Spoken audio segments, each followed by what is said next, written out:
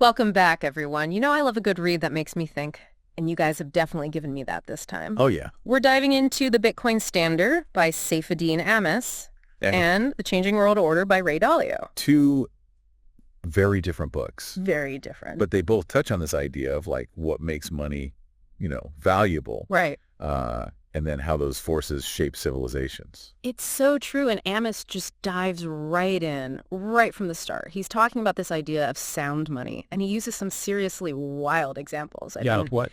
Massive stone coins on a tiny island. The Ray Stones of Yap, right? Yeah. It's a perfect example of what he's talking about. It's incredible, like a history lesson I somehow missed. Yeah, and, he argues that what makes something a reliable form of money isn't its actual form. Okay. Like whether it's gold or shells or whatever. It's about scarcity. Ah. And if it can store value over time. Oh, okay. Right. So if something is like readily available or easily reproduced PFFT, its value plummets. Yeah, that makes sense. Like if everyone could just go create giant stone coins, Exactly. they wouldn't mean anything. And that's the thing about those stones on Yap. It took some serious work to get them there. Exactly. That effort, that difficulty is key. It's like Bitcoin in a way. Yes. That whole digital scarcity thing. Ammous would love that connection. He's all about that scarcity. Rightly so. And he argues that throughout history, you see this pattern when governments could just manipulate money however they wanted. Yeah, here we go. Like Roman emperors debasing the coins. Classic. It erodes trust. It Yeah. makes people think short term. Totally. Like that saying, easy come, easy go. Exactly. If money's easy to create, its value, it just becomes fleeting. And then why save? Why invest? Why even bother thinking about the future? Right, if your money's going to be worthless tomorrow. Exactly. Man, it's kind of depressing when you really think about it. It is. And that brings us to Dalio's whole analysis of empires. He's looking at 500 years of history. He went deep. Dutch, British, now American. He finds this pattern. And it's not just about military strength, though that plays a part. Right. It's economic power.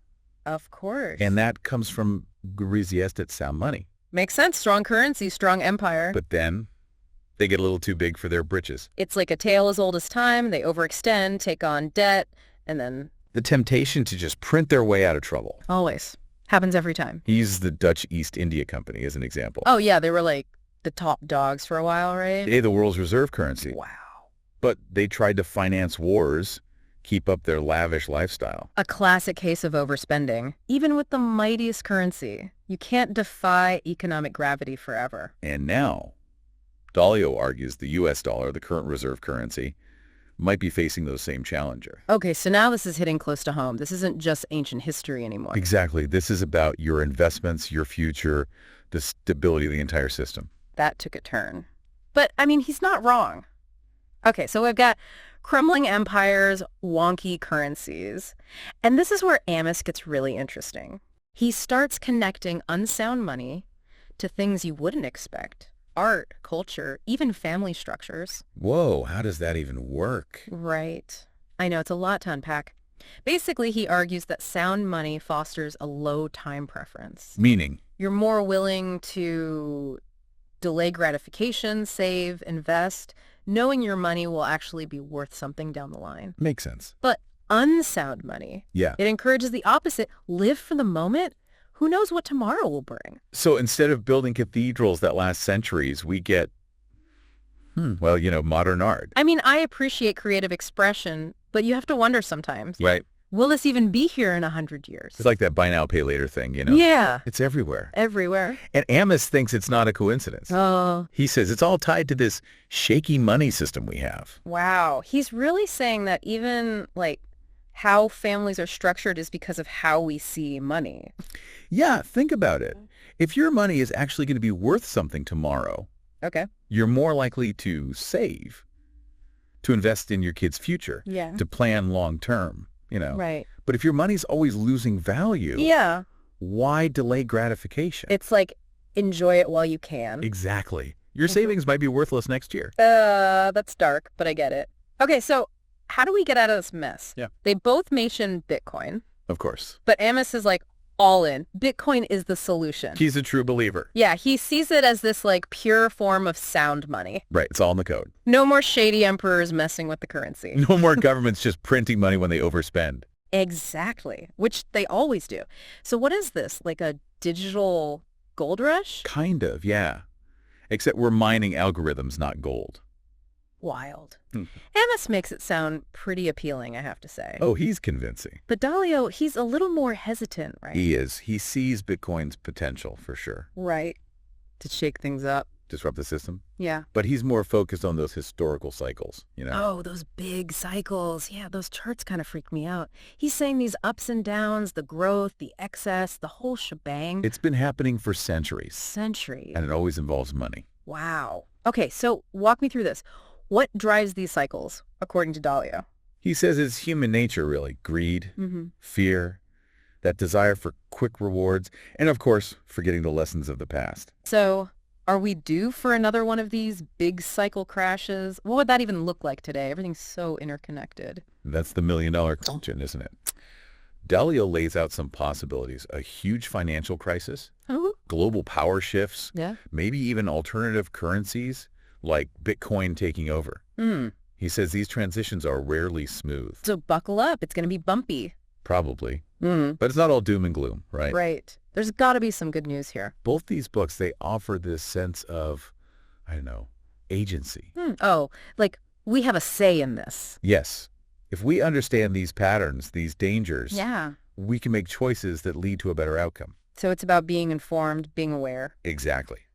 Dalio says we have to learn from history, understand these cycles, so we don't just keep repeating the same mistakes. Easier said than done, but I agree with you. So if we're aware of these potential pitfalls, Yeah. does that mean we can avoid them? Or at least be more prepared? That's the hope.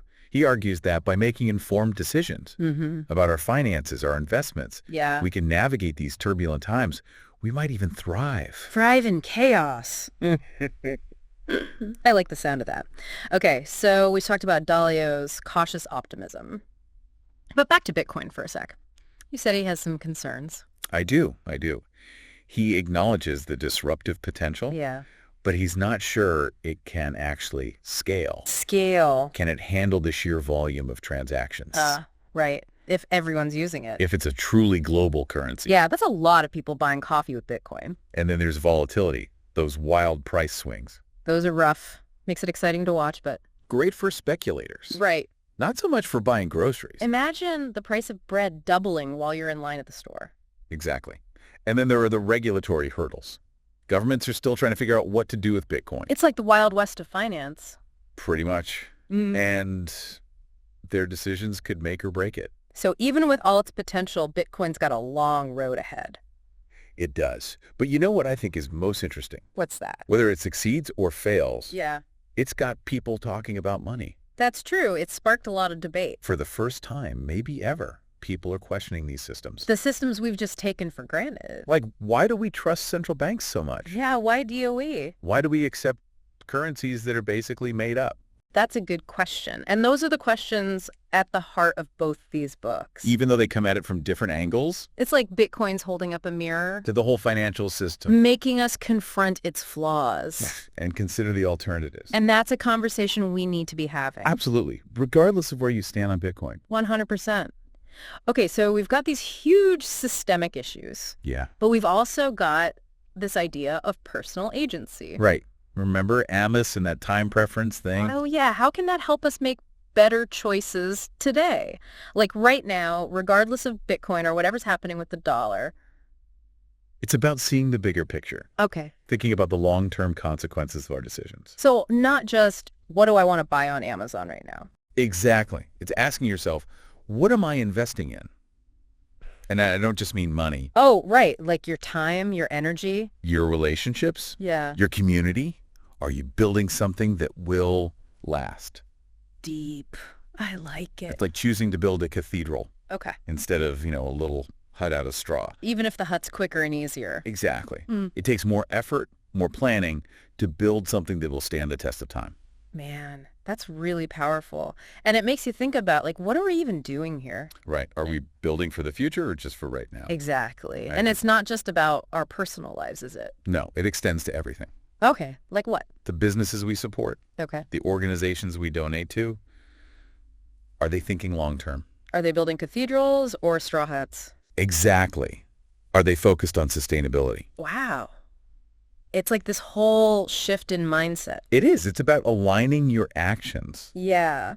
with the future you want to see. It feels almost radical, like your money, your choices, they can actually make a difference. That's the empowering part. Yeah. And we don't need all the answers. No one expects that. But by having these conversations, by questioning, by learning, Yeah. we become active participants, not just passive consumers. I love that. We're not just along for the ride. We have a say in this. Exactly.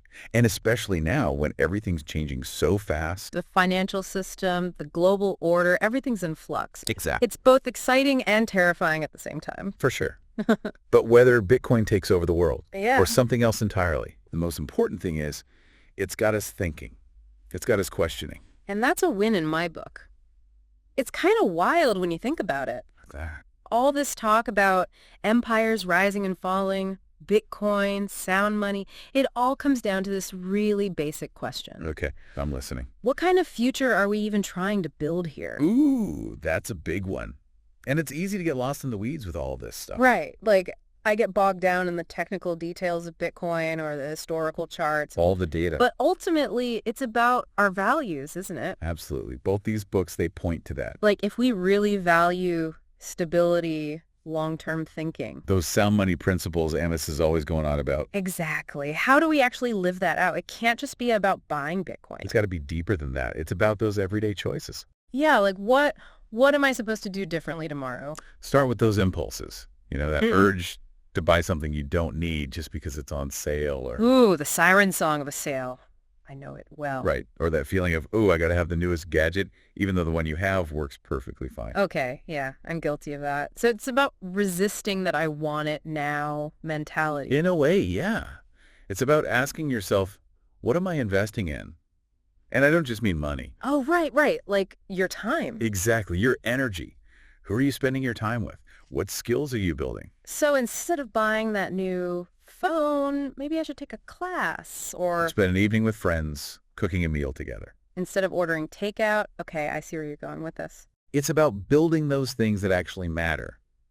Investing in relationships and experiences. The stuff that actually makes life rich, not just having a lot of stuff. Exactly. It's about choosing to build a cathedral. There's that cathedral analogy again. I'm starting to really love that. It's a good one, isn't it? It takes effort to build a cathedral. Oh, yeah. Planning, resources. Dedication. You don't just throw up a cathedral overnight. Definitely not. But a straw hut. That's easy. Instant gratification. But it won't last. And when the storm comes? It's gone. So ask yourself, what are you building? A cathedral or a straw hut? Wow. Okay, that really hits home. And this goes beyond just our personal lives, right? Absolutely. It's about the choices we make out in the world, too. 100%. Look at the businesses you support. Are they ethical? Exactly.